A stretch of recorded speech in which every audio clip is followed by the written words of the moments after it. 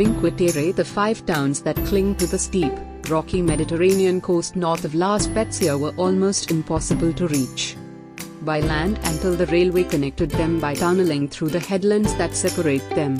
Today, the trail along the cliffs that locals once used to travel from town to town is one of Italy's great hikes. The shortest and widest of its sections, between Manarola and Rio Maggiore, is known as the Via dell'Amore. Rio Maggiore and Bernazza, with their narrow streets dropping down to tiny rock-bound harbors, are the most filled with character.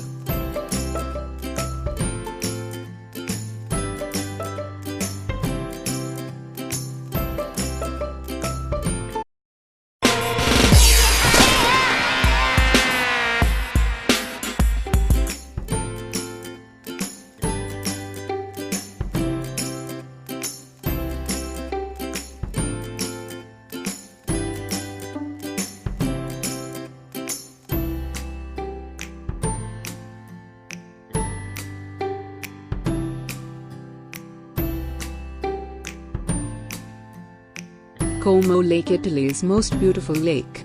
Como has been the favorite summer retreat of the rich and famous since ancient Romans fled Milan's summer heat to cool off in villas along its steep shores. Later villas decorate its tightly clustered towns, especially pretty Bellagio, artfully set on a point where the 3 narrow arms of the lake meet. A microclimate makes Como's western shore temperate even in winter, so the white peaks of the Alps just to the north can be viewed between palm trees and camellias.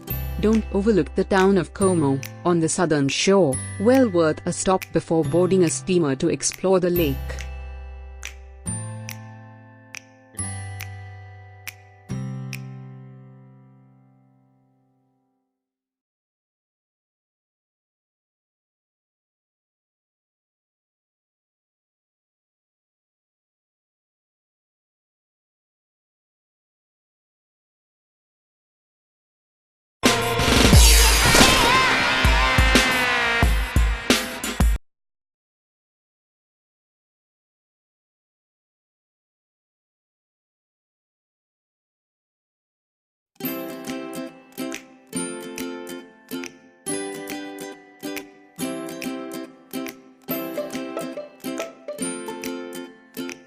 Venice. Who could fail to love a city whose streets are made of water, whose buses are boats, and where the songs of gondoliers linger in the air? It is a magic city, and its major attraction to tourists is the city itself. The hub of the city is the broad Piazza San Marco, St. Mark's Square, surrounded by several of its top tourist attractions. The Great Basilica of St. Mark stands beside the Doge's Palace, and overlooking both is the tall campanile. Gondolas congregate at the end of the plaza in the Grand Canal, and in the other direction, a gate under the clock tower leads into a warren of narrow, winding passageways, where you're sure to get lost on way to Rialto Bridge. But getting lost is one of the greatest pleasures of Venice, where a postcard scene awaits around each corner.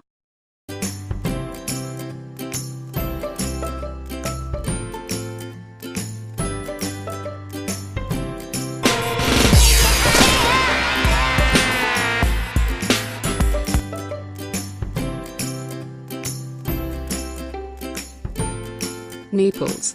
As the canals characterize Venice, and the Renaissance is the essence of Florence. In Naples, it's the sheer exuberance that will hold you spellbound. It's a boisterous place, its narrow streets filled with color, noise, and life. You'll find plenty to see and do and experience here. In its treasure-filled churches, its magnificent palaces lavished in the riches of European royalty, and its premier archaeological museum displaying the finds from nearby Pompeii. Join locals and stroll by the waterfront to savor views of Mount Vesuvius across the bay, hop a ferry to the island of Capri or magical Sorrento, shop in the glass-domed Galleria Umberto I, and by all means, sample the pizza. Neapolitans claim to have invented it.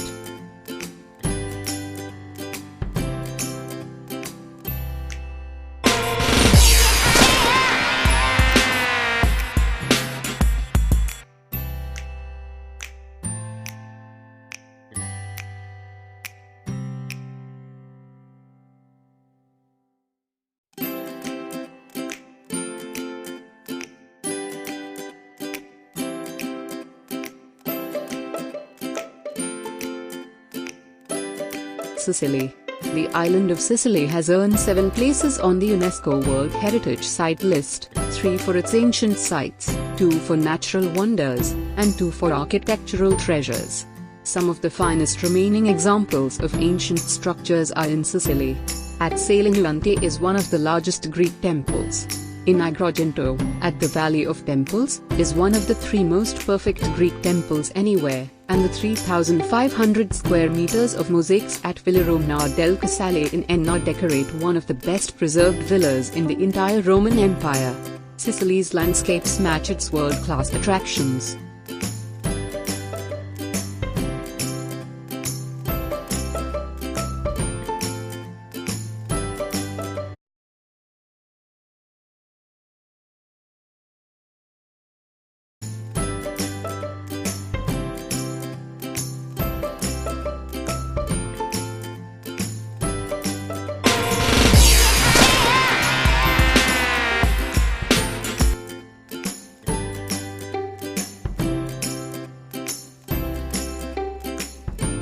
Tuscan hill towns. The undulating landscape of Tuscany is crowned by stone towns whose foundations go back to the Etruscans. Each sits atop a hill, and many still have the castles and towers that once defended their commanding positions. It's difficult to choose one above the others, as each has its own architecture, art, character, and story to tell. Fairly bristling with towers and enclosed in walls that are largely intact, San Gimignano looks much as it did in the Middle Ages, when it was an important stop on the pilgrim's route to Rome. Volterra was an important Etruscan center before the Romans came and still has remains of both civilizations today. The tourist attractions of Arezzo are the legacy of the many artists, architects, and poets who lived there. Cortona is one of Italy's oldest towns. The proximity of these hill towns to the cities of Florence, Siena, Pisa, and Lucca fills Tuscany with a concentration of many of the best places to visit in Italy.